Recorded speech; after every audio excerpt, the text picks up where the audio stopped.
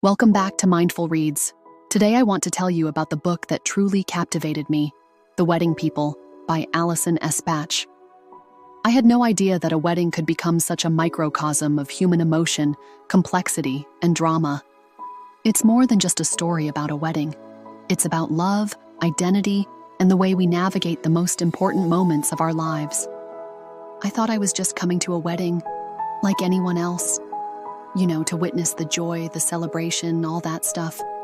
But by the time the day was over, I realized I had been part of something much bigger.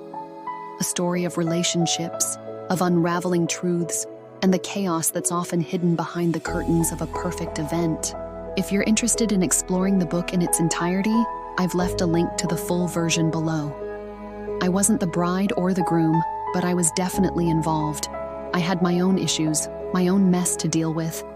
And in a way, the wedding just became the backdrop for all of it to spill out. I remember seeing Clara, the bride. She was so composed, so graceful, like a woman who had everything figured out. But when I looked closer, I could see the cracks in her facade. I'd known her for years, and it felt like something was missing. She was marrying Ryan, this perfect guy who seemed like he was straight out of a magazine.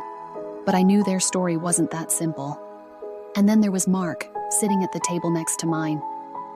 We'd been friends since high school, but seeing him now, I couldn't shake the feeling that something had changed. He looked at the bride with something between jealousy and sadness, and I knew he wasn't entirely over her. Not that he'd ever admit it. The ceremony itself was beautiful, of course it was, but there was a tension that was hard to ignore.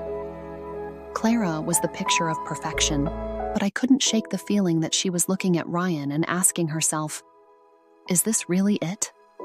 It was in the way she bit her lip, in the fleeting glances she cast around the room. I found myself standing near Lena, a distant cousin of Clara's, who had been trying to get me to drink wine since the moment I arrived. She leaned in and whispered, "This is a disaster waiting to happen, don't you think?" I raised an eyebrow. "What are you talking about?" "Clara and Ryan, they're so fake with each other. It's like they're performing." I had to laugh, though it felt uneasy. "Come on, you don't know that." But part of me did know. There was something off, something unsaid.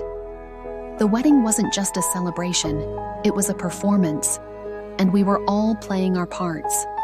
By the time the reception came around, the cracks in the facade were becoming harder to ignore.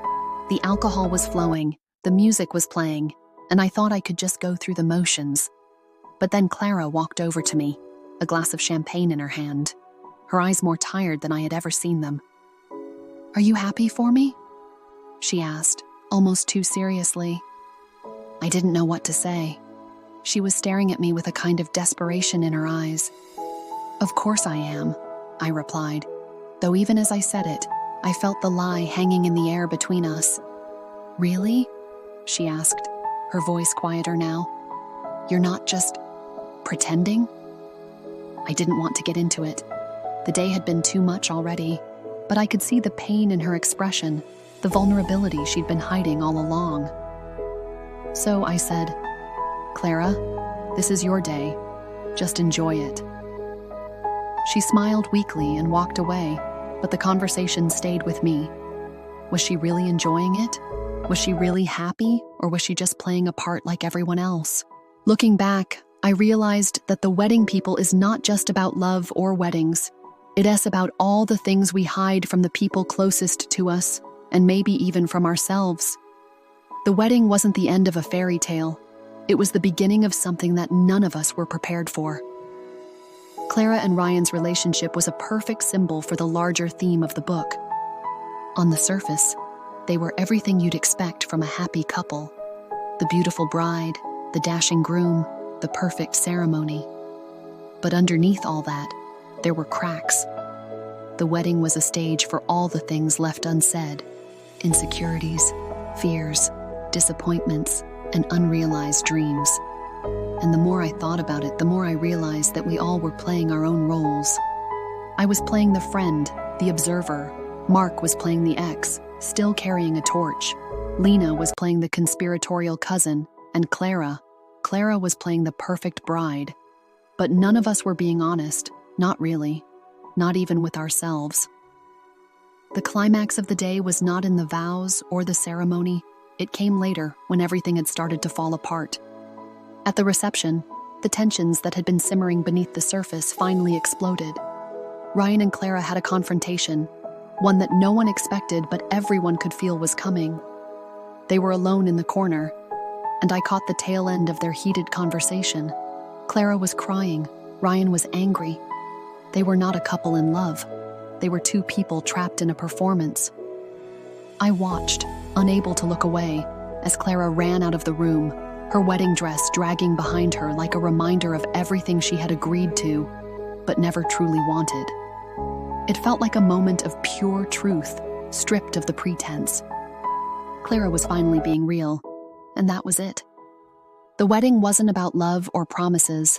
It was about how we hide ourselves, how we perform for the world, how we pretend that everything is perfect when inside. We're all just trying to figure it out.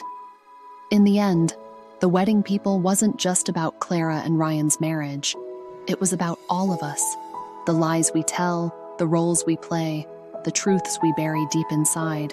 Weddings are supposed to be about love and union, but sometimes they're the perfect place for everything that's been hidden to surface.